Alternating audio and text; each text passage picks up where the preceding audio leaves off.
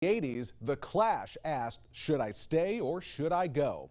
It's a question that also comes up every hurricane season. Stay put or evacuate. Whichever you decide, you'll need supplies, and the earlier, the better. John Nodar outlines the basics you'll want to have on hand. Should I stay or should I go? Well, if you live near the Gulf or any flood-prone area, you'll probably want to go. And here are some essentials for a go bag.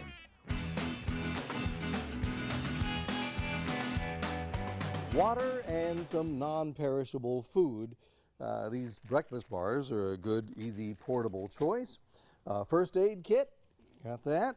Flashlight, there.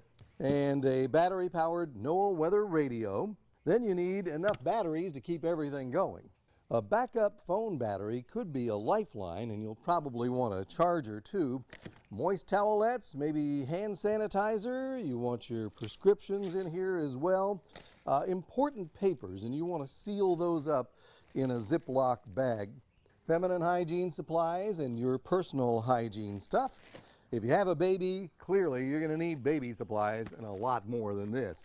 For pets, pet supplies, but also make sure the place you're going accepts pets. Most Red Cross shelters do not. Throw in some games and books for the kids. Gas up your car well in advance of a storm and have lots of cash on hand. So for folks who are going to stay, you need all the same stuff, just a lot more of it. I was without power for more than a week after Ivan and Katrina. There are folks who went 3 or more weeks without power after Frederick. Have duct tape and tarps available for emergency repairs and a wrench to turn off the utilities if you need to. You might want a whistle or an air horn to signal for help.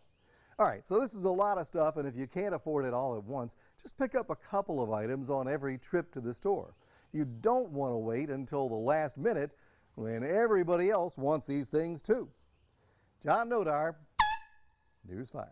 The idea of leaving your home due to an incoming storm can be daunting. There are some things you should think about when developing a solid evacuation plan. First, know if you live in an evacuation zone. This is mainly confined to coastal communities and flood zones. Check with your county EMA for that information. Be ready to get out. This includes having a go bag with clothes, toiletries, and other essentials. Bottom line, if law enforcement tells you to evacuate, leave. Plan several possible routes of evacuation, going east, north, or west, depending on the storm's track. Finally, have a plan for your pets. Find local pet shelters in your area that will house your furry friend during a storm. Now, let's hope this plan never has to get put into practice. As the old saying goes, hope for the best, but prepare for the worst.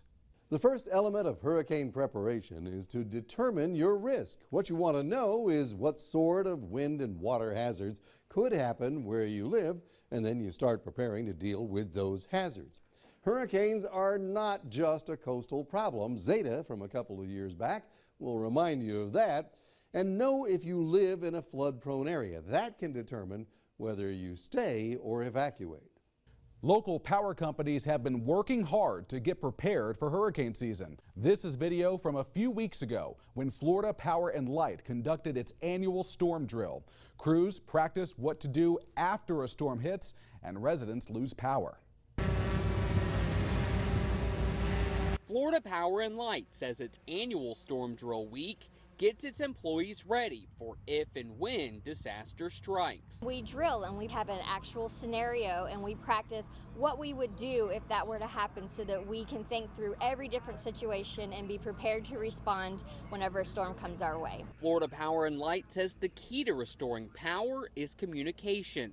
That's where these mobile command units come in. When we have a natural disaster, this is what we use to set up a mobile command center to allow us to be close to the damage and manage the crews and the restoration effort without having to set up, permanent structures. There, FPL can dispatch crews to restore power. The company's mobile communication trailer keeps cell service working. We would be able to stand this up at one of our staging sites, and everybody in the staging site would be able to have communications back to our command centers in South Florida. Communicating with foremen and crews on site, what the problems they're finding, the material needs, all kinds of logistics challenges, whether it's communicating with local governments, cities, counties, getting roadways cleared. Florida Power and Light says while they prepare for hurricane season, customers should too. We're already seeing tropical weather, so make sure that you are ready. We want our customers to know that we will work around the clock to get your lights back on safely and as quickly as we can. In Pensacola,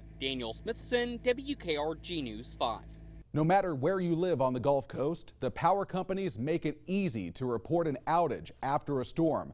Alabama Power customers can call 800-888-2726. Riviera Utilities has two numbers. In the Foley area, call 251-943-4999. And in the Daphne area, call 251-625-4999. And in Northwest Florida, Florida Power and Light customers can call 800-468-8243.